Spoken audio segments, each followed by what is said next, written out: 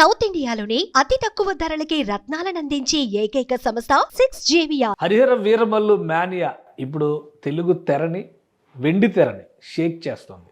Cinema release చాలా రోజుల తర్వాత పవన్ కళ్యాణ్ని బిగ్ స్క్రీన్ పైన చూడడం, డిప్యూటీ సీఎం హోదాలో ఆయన యాక్ట్ చేసిన తర్వాత రిలీజ్ అయిన మొదటి సినిమా, అలానే వరల్డ్ వైడ్ రిలీజ్ అయినటువంటి సినిమా, పాన్ ఇండియా మూవీగా వివిధ భాషల్లో వచ్చినటువంటి సినిమా.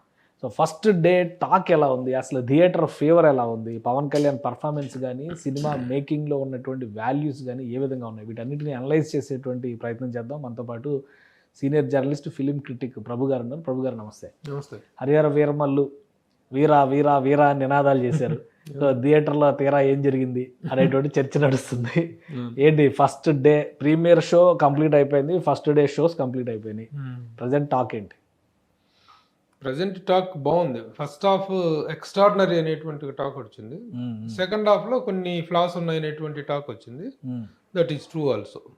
ఫస్ట్ హాఫ్ మాత్రం చాలా ఎక్స్ట్రాడినరీగా, అంటే క్రిష్ తను మొదట్లో చెప్పినటువంటి బేస్ ఏదైతే ఉందో, ఒక రాబిన్ హుడ్ క్యారెక్టర్, ఒక ఫిక్షనల్ క్యారెక్టర్ అది, it's not the character that is there in the original history.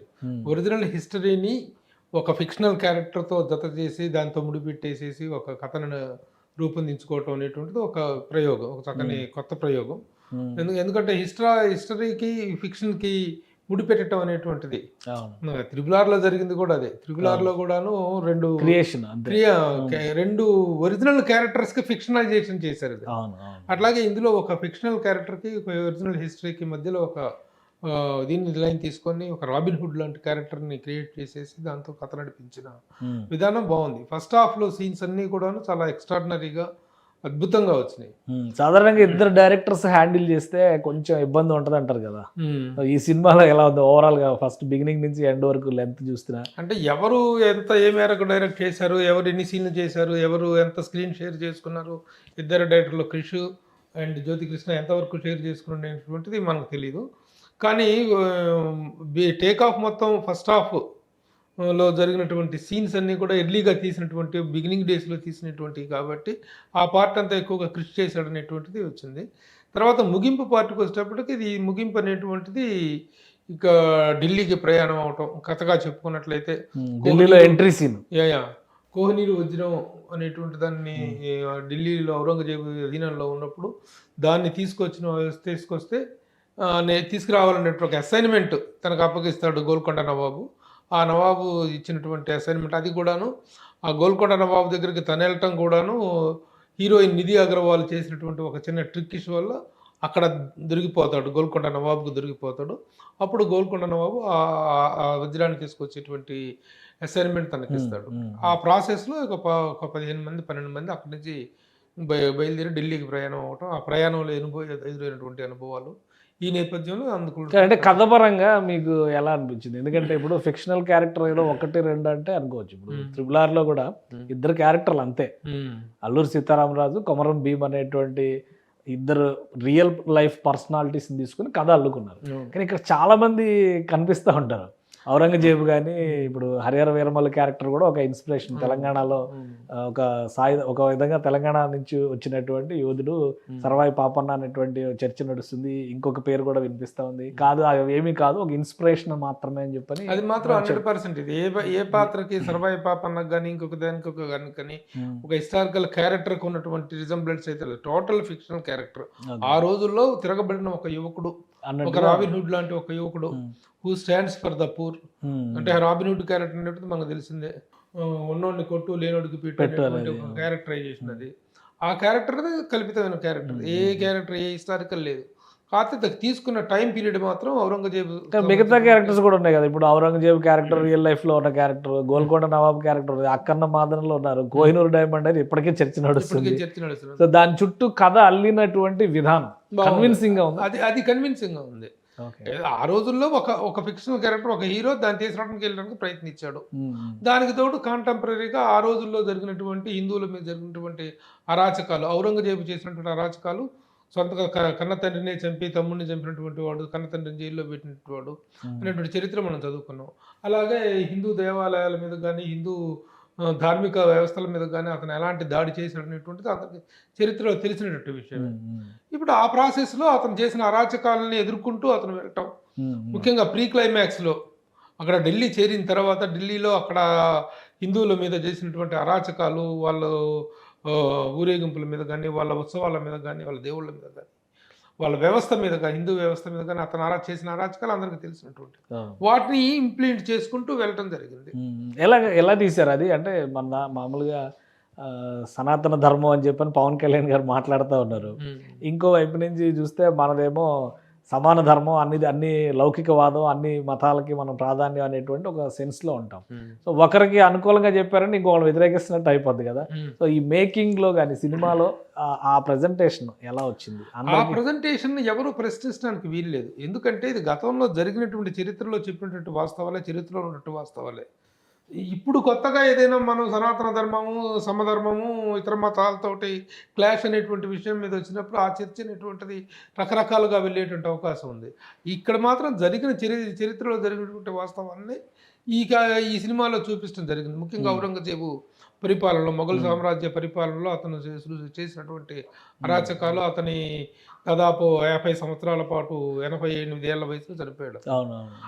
ఆ సంవత్సరాల పాటు 1658లో అతను సింహాసనాన్ని అధిష్ఠించి అప్పటి నుంచి చనిపోయిన దాకా అతని పాలన అనేటువంటిది ఒక నిరంకుశమైనటువంటి రాజుగా, ఒక మొఘల్ సామ్రాజ్యంలో అతనిది ఒక greatest dynasty, but most cruel dynasty, cruel towards Hindus అనేటువంటిది అందరికీ తెలిసినట్టు విషయం. దాన్ని ఇన్కార్పొరేట్ చేసుకుంటూ వెళ్ళటం జరిగింది. ఈ మధ్య కాలంలో చావా సినిమా ఒకటి వచ్చింది.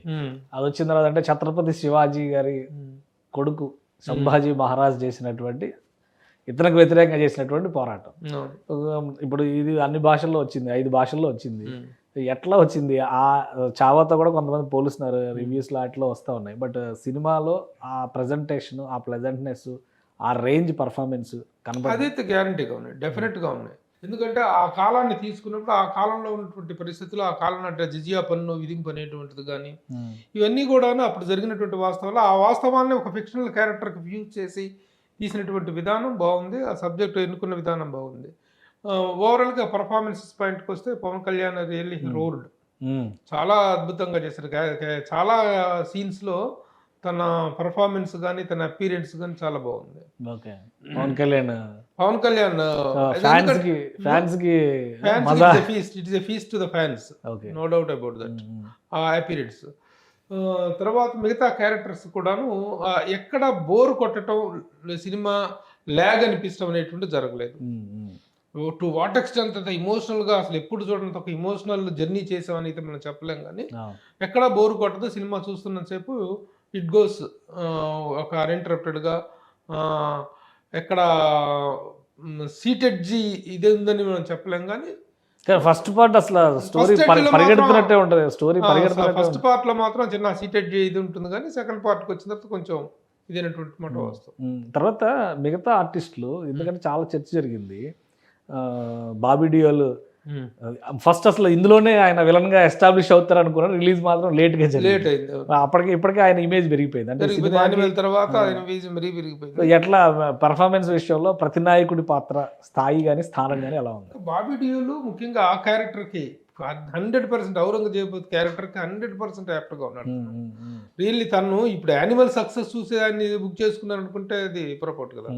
యానిమల్ అంటే ముందే ఇన్ని బుక్ చేసుకోవటము, దాంట్లో అద్భుతమైన పర్ఫార్మెన్స్ ఇచ్చాడు తను. ఆ ఔరంగజేబు క్యారెక్టర్లో ఉన్నటువంటి రాజసమం ఉంది, అందులో ఉన్న క్రూయారిటీ ఉంది, దాన్ని ప్రజెంట్ చేసిన సీన్స్ని ప్రజెంట్ చేసినటువంటిది ఉంది.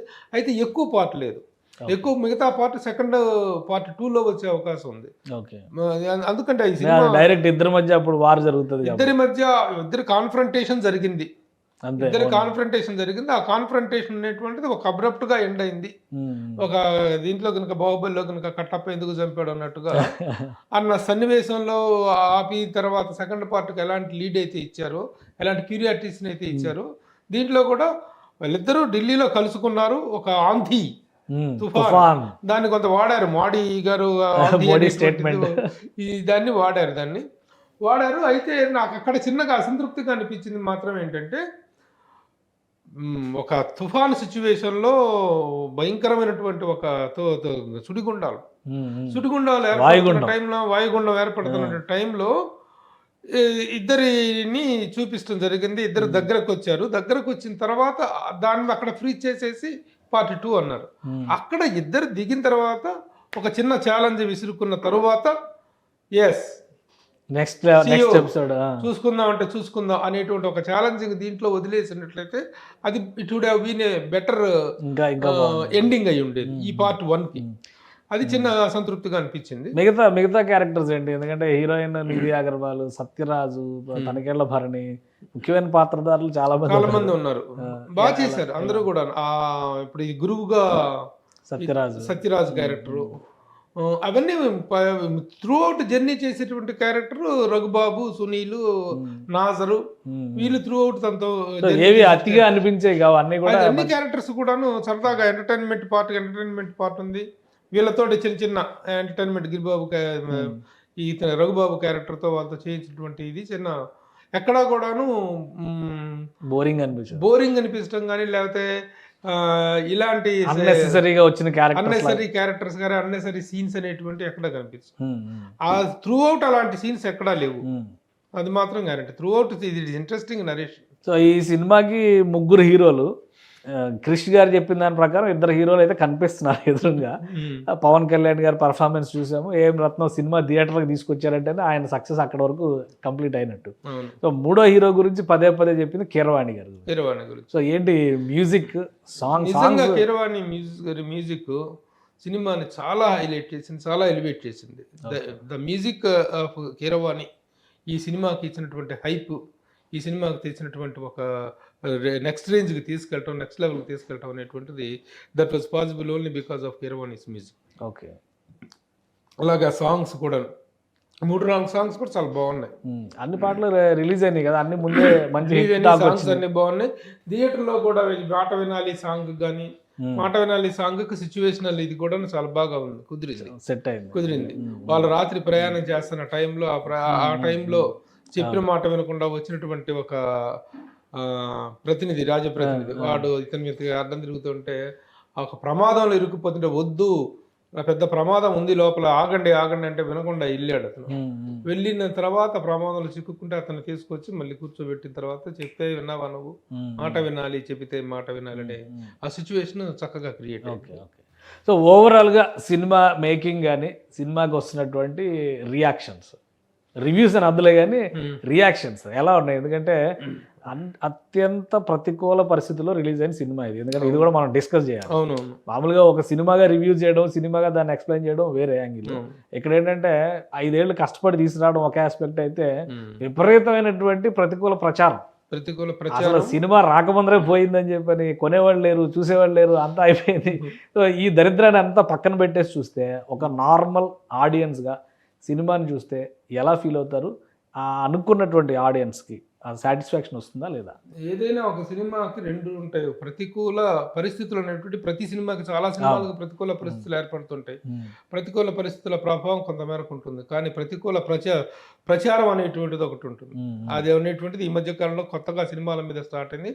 ముఖ్యంగా పొలిటికల్ ఎఫిలియేషన్ ఉన్నటువంటి పవన్ కళ్యాణ్ సినిమా మీద ఒక ప్రతికూల ప్రచారం అనేటువంటిది రావటంలో ఆశ్చర్యం లేదు.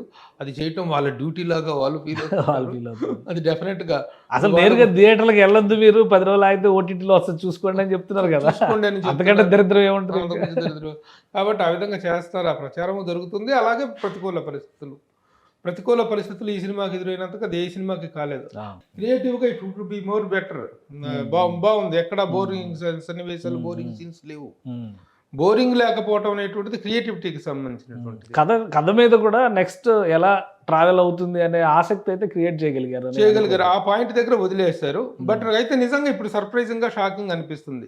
ఇంత జర్నీ జరిగేసి కోహినూరు వజ్రం అనేటువంటిది గౌరంగజేబు దగ్గర నుంచి ఇతర ఎలా తీసుకొస్తారు అనేటువంటి దానికి ఎక్కడ కథ ఉంది. ఆ తర్వాత అంత కథ ఎక్స్పాండ్ చేయడానికి అవకాశం ఉందా అనేటువంటి సందిగ్ధంలో ఆ విమర్శకు అవకాశం ఉంది. బట్ పార్ట్ 2 లాస్ట్ లో ఇచ్చారు. మరి ఇంకోటి 2 విషయాలు ఇందులో కూడా, క్రిష్ కి కూడా మంచి ప్రయారిటీ ఇచ్చినట్టున్నారు. సినిమా ఓపెనింగ్ లో ఆయన కృతజ్ఞతలు వేశారు. అవును, టైటిల్ కార్డ్స్ లో డైరెక్టర్ గా ఫస్ట్ ఆయన పేరు, సెకండ్ డైరెక్టర్ గా మళ్ళీ ఈయన పేరు వేశారు. సో ఆ ఇది చూపించారు. లాస్ట్ ఎండ్కి వచ్చిన తర్వాత పార్ట్ 2 మెన్షన్ చేశారు. డైరెక్షన్ మళ్ళీ జ్యోతికృష్ణ చేస్తారనే హింట్ కూడా ఇచ్చారు అందరూ. అవును. సో పార్ట్ 2 ఏంటి మరి, దాని ప్లానింగ్ ఎలా ఉండొచ్చు, ఎంతవరకు ముందుకు మూవ్ ఆన్ అవుతారు? పవన్ కళ్యాణ్ గారిని అడిగితే కూడా ఈ రిలీజ్ ఫంక్షన్స్ లో వాటిల్లో చూస్తారు మీరేనే అందరికి వదిలేశారు, ప్రేక్షకులకి వదిలేశారు. ఇవాళ పార్ట్ 1 రిలీజ్ అయింది, ఆల్ ఓవర్ ఇది ఉంది. వాళ్ళ సాయంత్రం కూడా ఒక ప్రత్యేకంగా ఒక ప్రెస్ మీట్ ఉండబోతోంది పవన్ కళ్యాణ్ గారితో. దాంట్లో పార్ట్ 2కు సంబంధించిన వివరాలు విశేషాలను చెప్తారో వెయిట్ చేయాలి. ఇప్పుడు ఇక దీనికి చేసినట్టుగా కనుక ఆ టైం కేటాయించలేకపోతే మాత్రం పార్ట్ 2 అనేటువంటిది కూడాను ఇలాగే సఫర్ అయ్యే అవకాశం ఉంది. ఈ సినిమా చాలా సఫర్ అయింది. ఈ సినిమాలో యాక్చువల్గా మొత్తం ప్రొటాగనిస్టు, యాంటాగనిస్టు అనేటువంటిది చూసుకుంటే, ప్రొటాగనిస్ట్గా ఉన్నటువంటి వ్యక్తి, ఏకైక వ్యక్తి పవన్ కళ్యాణ్, అతని మిత్ర బృందం. మిగతా అంతా యాంటాగనిస్ట్. అంటే ఇటు గోల్కొండ నవాబు కానీ, అక్కడ వేరే అంతకుముందు చిన్న సామంతరాజు కానీ, అంత తర్వాత ఔరంగజేబు కానీ, ఇదంతా శత్రువర్గంలోకి వస్తుంది. ఇప్పుడు ఈ తర్వాత ఇంత కథను ఎక్స్పాండ్ చేసి మళ్ళీ ఆ కోహినూరు వజ్రాన్ని ఎలా తీసుకురాగలుగుతారు, కథని ఎలా విస్తరిస్తారు, ఎలాంటి సన్నివేశాలు చేసుకుంటారు అనేటువంటిది we have to wait and see. ఓవరాల్గా ఈజ్ గుడ్. ముఖ్యంగా మర్చిపోకూడదు బుర్రా సాయి మాధవ్ డైలాగ్స్. బుర్రా సాయి మాధవ్ డైలాగ్స్ కొన్ని సందర్భాల్లో చాలా అద్భుతమైనటువంటి డైలాగ్స్ తను రాశాడు.